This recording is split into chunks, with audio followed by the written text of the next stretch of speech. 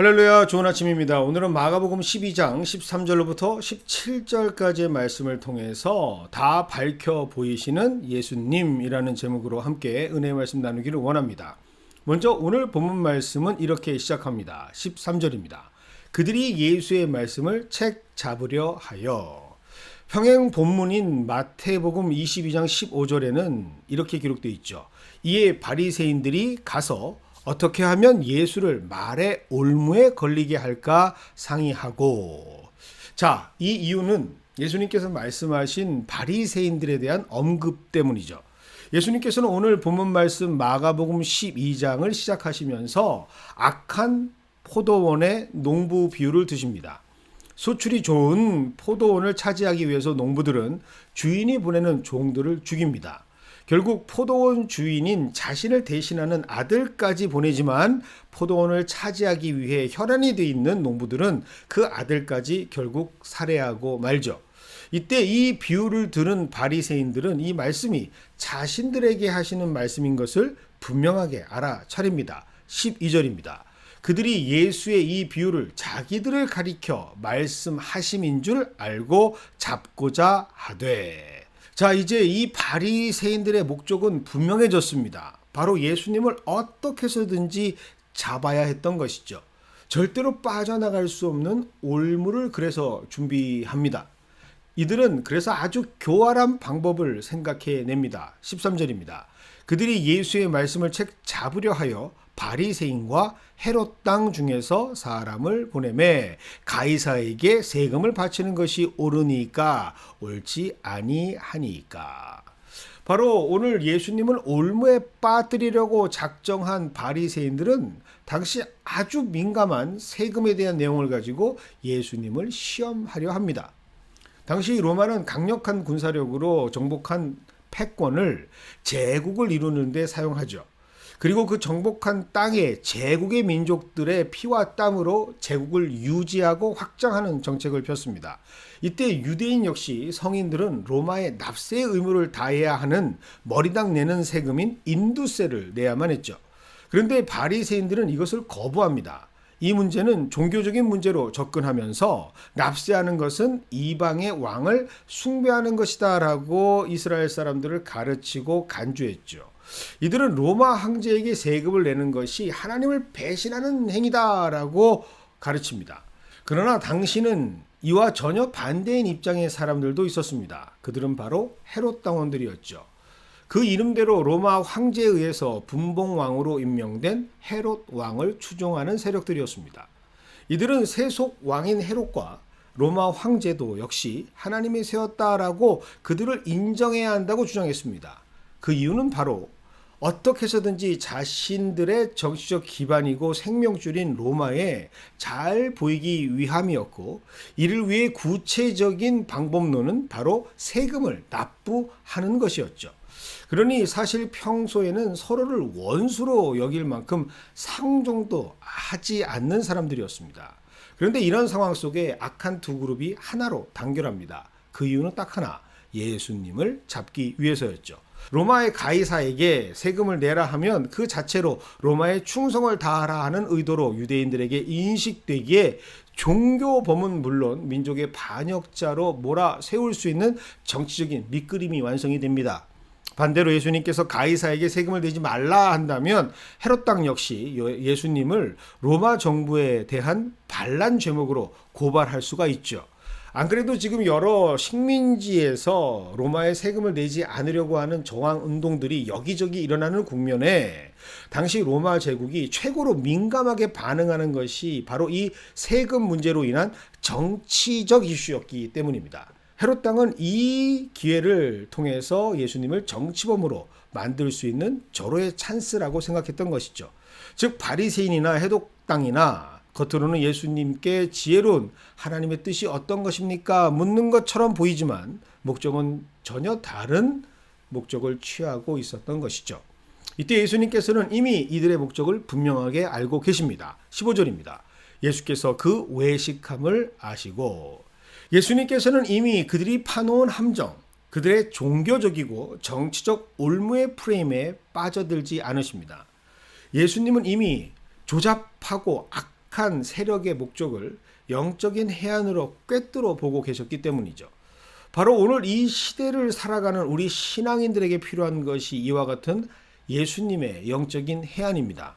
세상은 우리 기독교인들을 향해서 사회의 다양한 이슈들에 대한 교회의 의견을 묻고 있습니다. 궁금해하죠.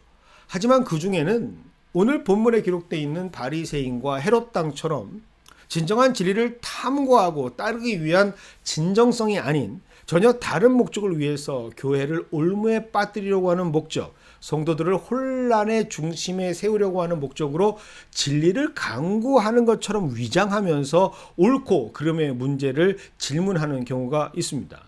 이때 신앙인들은 분명히 선포할 수 있어야 하죠. 이것이 옳은가 저것이 옳은가 그들이 설정한 프레임에 빠지지 않고 진리를 선포할 수 있어야 합니다. 사실 세상 어디에도 이것이 옳다라고 말할 수 있는 선명하고 분명한 기준은 없습니다.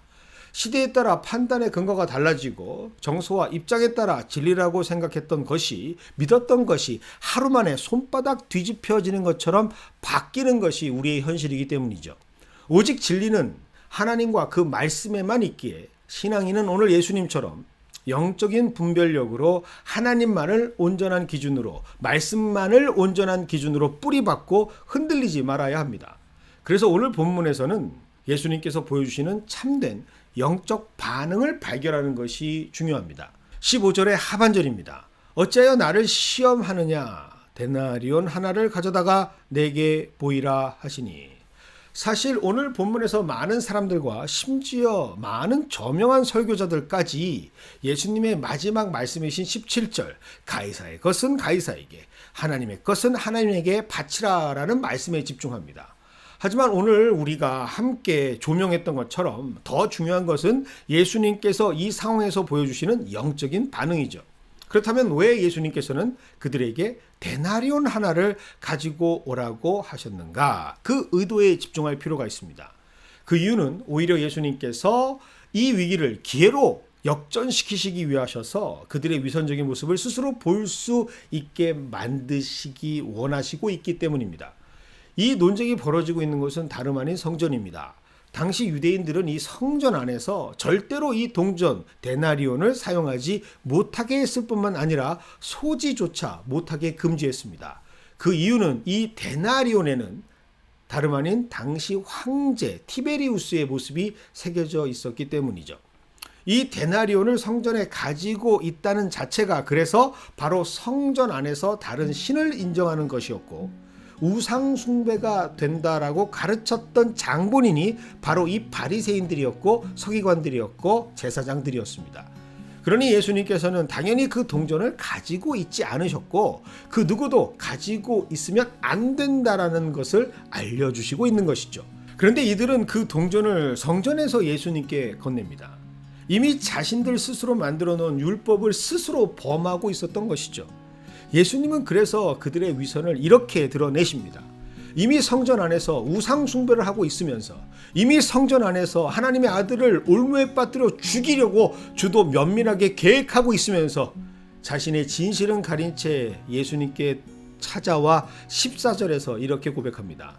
와서 이르되 선생님이여 우리가 아노니 당신은 참되시고 아무도 꺼리는 일이 없으시니 이는 사람을 외모로 보지 않고 오직 진리로서 하나님의 도를 가르치심이니이다. 참 할 말이 없습니다. 게다가 예수님께서는 이렇게 그들에게 물으시죠. 16절을 통해 말씀하십니다. 이 형상과 이 글이 누구의 것이냐? 그런데 이때 그들은 주저앉고 큰 소리로 답합니다. 가이사의 것입니다. 이미 그들은 하나님의 성전 안에서 이방인의 황제요 통치자인 우상인 가이사의 이름을 크게 외칩니다. 오직 하나님의 주권과 임재만이 인정되어야 할 거룩한 자리인 성전에서 세상의 통치자의 이름, 세상에서 신으로 추앙받고 있는 자의 이름을 크게 외치는 위선을 저지르는 것이죠. 만약 그들이 진정한 율법의 준행자로서 정말 하나님을 향한 신앙을 위해서였다면 나는 데나리온이 없습니다 라고 했어야 옳습니다. 그런데 그들은 지금 성전에서 데나리온을 소지하는 것은 물론 이미 사용하고 있고 그들은 전혀 꺼리낌 없이 입으로 하나님 앞에서 이방 왕의 이름을 부릅니다. 예수님께서는 이런 그들의 종교적인 위선을 오늘 고발하고 계시는 것이죠. 겉으로는 하나님을 위해 행하는 일이라 주장하고 있지만 실제로는 이미 주어진 상황에 순응하고 살고 있으면서도 그렇게 위선적으로 살아가는 사람들이 바로 너희들 바리새인들이 아니냐. 진정 너희들이 말하려고 하는 불만은 로마에도 납세를 해야 하고 성전에도 납세를 해야 하는 이중 과세가 싫었던 것은 아니냐. 그래서 너희들은 공공연하게 이것은 하나님께 바칠 것입니다라고 말하면서도 눈앞에 죽어가고 있는 부모들이나 형제들에게 나눠주지 않아도 되는 고르반이라는 종교 제도까지 만들고 악용하고 있는 독사의 자식들이 아니냐라고 그들의 영적인 폐부의 심장에 정확한 하나님의 말씀을 꽂아 넣으셨던 것이죠. 너희의 본질은 하나님을 빙자하면서 결국에는 자신들의 유익만을 집중하고 있는 자가 아니냐라고 말이죠. 그런 너희들 마음 가운데에 진정으로 그 믿음과 고민이 하나님을 위한 순수함으로 시작했다면 너희의 참된 모습을 하나님께 바치라.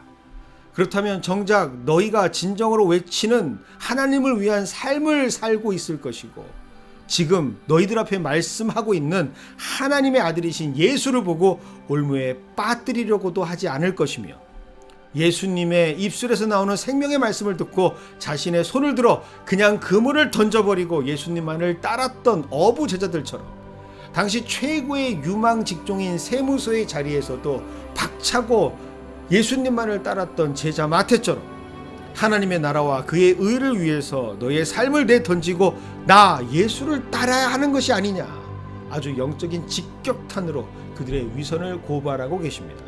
세금은 나라에 바치고 헌금은 교회에 하라고 그렇게 천박하게 말씀하신 뜻이 아니죠.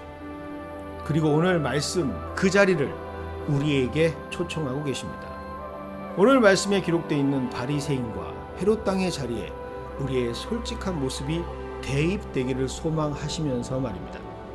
그리고 오늘 말씀으로 진정 나의 중심에 묻고 계시는 예수님의 말씀을 묵상하시면서 하루를 살아가는 우리 모두가 되기를 소망합니다. 그러나 꼭 기억하십시오.